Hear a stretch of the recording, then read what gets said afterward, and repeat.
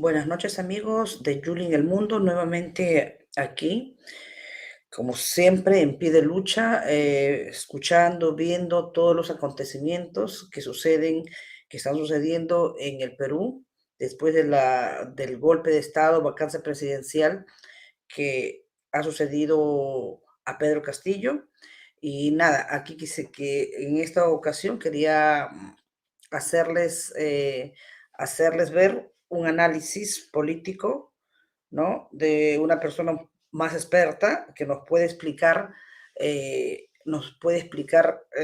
todo lo acontecido en el Perú, ¿no? Él es como lo conocerán seguramente, es un consultor político, Javier Massa, ¿no? Y quisiera que lo escuchen y saquen ustedes su conclusión y lo compartan el video para que la gente comprenda qué es lo que está pasando en el Perú, qué cosa es lo que ha pasado, ¿no? Hay gente que es muy preparada, que lo sabe, y hay tantas personas que no son aún preparadas, que no saben cuál es el mecanismo del gobierno, de cómo se gobierna un país y en manos de quiénes estamos. Entonces, cómo los presidentes son marionetas en manos de este poder fáctico que es el sionismo internacional. Pero bueno, de eso tocaremos el tema más adelante. Ahora escuchemos este consultor político y ahí va el video. Golpea más fuerte, golpea dos veces. Y a Castillo le falló el cálculo y se lanzó un golpe sin el respaldo de la Fuerza Armada. Mal. Jugó mal sus cartas el presidente, bueno, tengo que decir ahora, el expresidente Pedro Castillo. ¿Sí? Tenía que pasar, ¿no? O sea, sin la Fuerza Armada no llegas, pues. Si vas a dar un golpe, hazlo bien. A Castillo le faltó alquilar, comprar la conciencia, la dignidad y la lealtad de la Fuerza Armada del Perú, que tiene un precio alto, pero las Fuerzas Armadas en Perú tienen un precio para su lealtad y para su dignidad. Vean si no lo que pasó en 1992 cuando Fujimori disolvió el Congreso, fuera del marco constitucional, como también pasó ahora, pero se alinearon inmediatamente porque Fujimori supo pagar el precio. ¿Se acuerdan ustedes todos los contratos de compras de armas que vinieron después, las coimas y todos los escándalos y todos los generalotes que están ahora en prisión? Todos de la época de Fujimori, ¿sí? Pero en ese momento, Fujimori supo hacerlo. Supo pagar el precio que tenía la lealtad y la dignidad de la Fuerza Armada en el Perú. Eso le faltó a Pedro Castillo, le faltó negociar, le faltó ponerle el precio a la lealtad y a la dignidad de la Fuerza Armada. Y salieron ahora con su comunicado muy institucional. Respaldamos la Constitución y defendemos la Constitución. ¡Qué tal hipocresía de la Fuerza Armada peruana y de la Policía Nacional! No me vengan, no me jodan con lealtades y constituciones, porque la historia los denuncia y la historia no olvida. Ustedes, generales, almirantes, generales de la policía, se pusieron muy derechitos y bien agachaditos, le mostraron el rabo a Fujimori cuando él disolvió el Congreso en 1992. Muy fieles y muy alineaditos. Y a un candidato que fue elegido por el pueblo le dan la espalda por la misma razón y salen con el cinismo y la hipocresía a decir: vamos a defender la Constitución. Ay, ay, ay. Ay, ay, ay, qué interesante. Pero, miren, la maniobra le salió mal a Castillo porque es inconstitucional. O sea, para poder disolver el Congreso tiene que haberle negado la confianza a dos gabinetes ministeriales. ¿Sí? A mucho dar, si interpretamos que la primera negación fue contra Torres, quedaba pendiente la segunda, que no ocurrió. O sea, inconstitucional a todas luces. Que políticamente era lo único que le tocaba hacer a Castillo, sí. Porque el Congreso fue abiertamente golpista, lo vino siendo desde que Castillo fue elegido. Este era el tercer intento por tumbar a Castillo por la vacancia presidencial. Y además, no por las buenas, no respetando los canales constitucionales. Era torciendo y tratando de acomodar el artículo 117, que si luego la traición a la patria, que tratemos de meter la causal de corrupción, que el Tribunal Constitucional diga que estamos en lo correcto y les dijo que no estaban en lo correcto. O sea, en todo momento ha sido un proceso viciado, políticamente viciado, que ha utilizado como un ariete, como un caballito de batalla a la Constitución para tumbarse a Castillo. Y luego Castillo pisa el palito y se lanza un golpe sin el respaldo de la Fuerza Armada. Abiertamente inconstitucional, y eso no tiene ninguna discusión. Ahora, ¿qué es lo que viene? Pues muy bien, ahí está la derecha, y van a salir a celebrar, ya cayó Castillo, nos tumbamos al comunista. Ay, bueno, salgan a festejar, pues. Salgan a festejar. Los problemas vendrán mañana, ¿no? Y lo van a empezar a sentir. Primero cuando el dólar comience a moverse. Porque los inversionistas lo primero que hacen, obviamente, son inteligentes, sacar su dinero de un país tan volátil como el Perú. El país más volátil de Latinoamérica. Ya, yo no sé, ya perdí la cuenta, ustedes me dirán, ¿cuántos presidentes ha tenido el Perú en los últimos 3 años? ¿Cuántos son? ¿5 o 6 con Castillo? Eso es absurdo, eso es una tragicomedia. En serio. O sea, el Perú sigue siendo una república bananera. Chiquito comparado con la que es la democracia con los países vecinos. Con Chile, con Ecuador, con Colombia. Donde tienen estabilidad. El Perú, ¿qué es? Con tanta riqueza natural. Y sin embargo, desde el punto de vista de la continuidad democrática y de la estabilidad constitucional, es un perfecto desastre. ¿Pero qué es lo que viene? Bueno, Dina Boluarte se convertirá en presidenta. Finalmente, su sueño será realidad, ¿no? Con el presidente Pedro Castillo está a prueba de balas. Si al presidente lo matan, yo me voy con el presidente. El oportunismo y la deslealtad política. Eso es Dina Boluarte. Le tocaba renunciar, ser leal a su jefe. No. Tan pronto Castillo salió, y me estoy midiendo la banda presidencial, ¿no? La señora Boluarte, soñando con la banda presidencial. Lo que no sabe la señora Boluarte es que no va a poder ejercer la presidencia, va a tener que hacer lo que le dicten sus patrones en el Congreso. ¿No te dijeron, Dina? Sí. O te alineas y marchas al ritmo de lo que la derecha, el fujimorismo te digan en el Congreso, o tú eres la siguiente a la que se van a tumbar. Pero si en el Perú los presidentes duran menos que un cohete en Año Nuevo, ya lo estamos viendo. ¡Qué barbaridad, oiga! ¿En serio? ¿Y quiénes son los eternos jodidos, Juan Pueblo? No, la plutocracia, la gente de dinero que con un clic sacan sus capitales del Perú. Los capitales son golondrinos y chao. No tenemos ningún problema. O la clase media, que los que decidimos inmigrar, a algunos les va bien, a otros nos va mejor, está bien, pero estamos fuera. Pero Juan Pueblo no tiene las oportunidades ni los elementos para poder hacer eso. Y Juan Pueblo votó mayoritariamente por Pedro Castillo. Y ahora, se lo digo con toda sinceridad, mi temor es la venganza democrática, la venganza de las urnas. Porque ya pasó. Veamos alrededor. Pasó en Perú.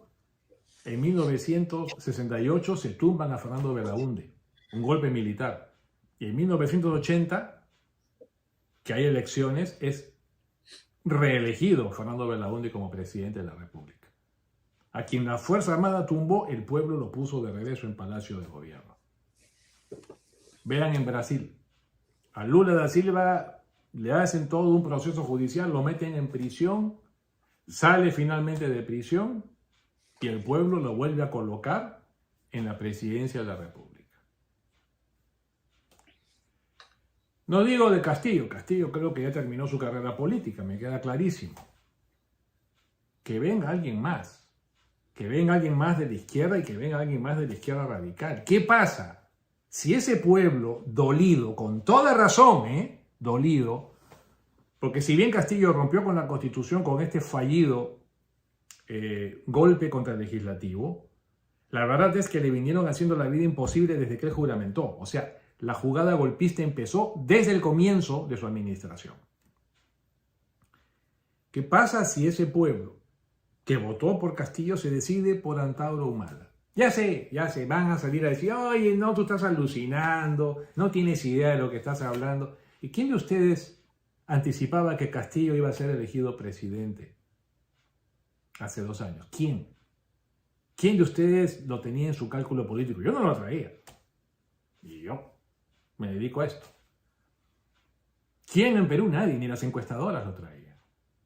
No sé si a sabiendas o por conveniencia, pero en fin, el hecho es que no aparecía en el mapa político. Así que si algo yo he aprendido en este negocio del análisis y de la consultoría política es que aquello de que no va a pasar, no existe. Esa frase hay que retirarla. Los consultores, los analistas, no decimos esto nunca va a pasar. Esa frase no existe en nuestra mente. Porque la realidad de nuestros pueblos demuestra que precisamente lo que tú menos te imaginas es que pueda pasar. Nadie daba medio por Boric, este muchacho de izquierda en Chile. Ahora es presidente de la República. Está teniendo 20 problemas porque parece que se preparó para ganar y no para gobernar. Pero esa es la voluntad popular. Ahí está. ¿Sí? Entonces, ¿qué pasaría si tuviéramos como presidente del Perú a Antauro Humala en unos años más? Pero más allá pues de los cálculos políticos y de lo que venga, el punto es que el mensaje que se transmite al mundo, lamentablemente, es que el Perú no es un país estable porque no lo es. Porque si el presidente de turno no está alineado a los intereses de la derecha, de los grupos de poder, simplemente pasa esto que pasó. Y puede volver a pasar y seguramente va a volver a ocurrir. Y no importa. Para ellos no importa. Porque el país que se vaya a la mierda no interesa. Es sus propios intereses lo que cuenta. Es lo que ellos quieren hacer. Es su agenda. No es el Perú. No es lo que pueda pasar con el país como nación, como proyecto de país. No, es lo que a nosotros nos interesa y lo que para nosotros cuenta. El resto es irrelevante. Daño colateral, ¿no es cierto? ¿Hasta cuándo? ¿Hasta cuándo va a seguir siendo eso la República Peruana donde todo el mundo hace lo que le da la gana? ¿Hasta cuándo el Perú seguirá siendo simplemente una vulgar, ridícula e insignificante república bananera? Nos lleva años de distancia Chile, Ecuador, Colombia, Brasil, más allá, México, los países de Centroamérica con todos sus problemas, a excepción de la Nicaragua de Ortega, ¿no? ¿Cuánto nos falta crecer todavía? Y bueno, ojalá además que esto no aliente la insurgencia de los grupos terroristas, de los grupos extremistas, porque todo eso es el caldo de cultivo perfecto para que eso ocurra. Y lo estoy diciendo para que no digan que hago apología del terrorismo, pero cuando un pueblo se siente frustrado y descontento, cuando un pueblo se siente burlado, simplemente empieza a dudar de la democracia, a desconfiar de las instituciones y a pensar en alternativas que se salen del orden, que se salen del marco constitucional para tratar de hacer las cosas por otro lado, porque simplemente se sienten traicionados y marginados. Ojalá que eso no ocurra, porque ya lo hemos vivido y no queremos volver a eso. Pero estos mismos grupos que hoy se salieron con la suya de tumbar finalmente a un presidente que llegó legítimamente al poder, ellos están sembrando la semilla de que vuelvan a ocurrir estas cosas. Y ya he leído por ahí que hay grupos insurgiendo nuevamente en la sierra peruana. Ojalá que me equivoque, ojalá que no sea así, pero lo que están sembrando sinceramente no es promisorio. Y que ojalá que esta anarquía pase pronto, que la señora Boluarte sepa responder a sus patrones de turno, se ponga derecho, responda y haga caso a las instrucciones que le van a dar para que la cosa se estabilice y veremos qué pasa en las próximas elecciones y quién resulta elegido presidente en las próximas elecciones. Creo que vienen tiempos muy malos, muy, pero muy malos para el Perú. Ojalá me equivoque. Les mando como siempre un fuerte abrazo. Cuídense mucho.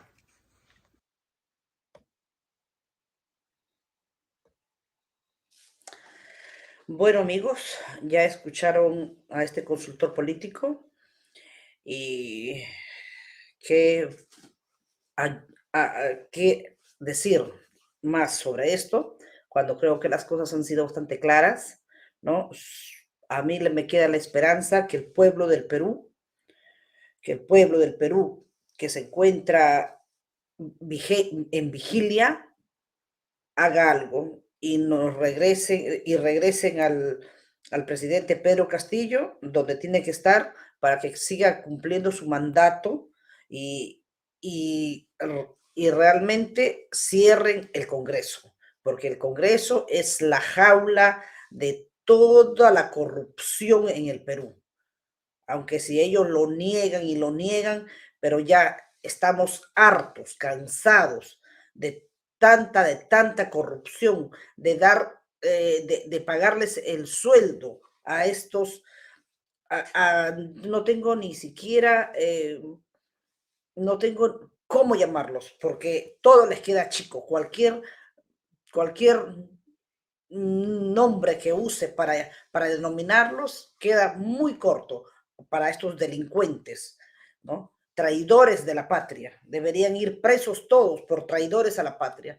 Bueno, amigos del Perú y del mundo, conmigo es hasta aquí nomás llego.